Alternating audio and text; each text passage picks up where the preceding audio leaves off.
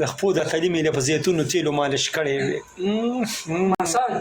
مساج ورته په عربۍ کې وایي په مساج ورته په عربۍ کې وایي بیا مې له په دې سر کې ګوتې والې وې داسې ویسته مې اوده کړی وې د ځان خواته چې راځه بم سم له اوده شه دا چې اوس زه وې ستا خواته خلال یو بل ته دا قصې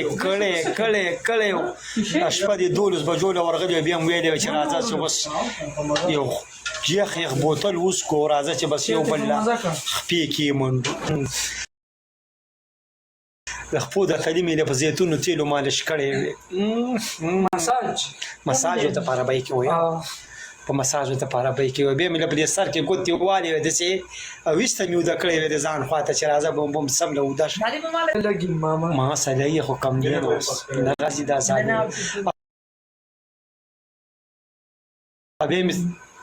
ارتو پرتو یو منیګانو ته ولکه سای مرګرو ډبل کولاو کوي کنه یو نیم سر کچان استای تو شو ډوزو ته پراتی استای تو شو ډوزو ته پراتی پریدیا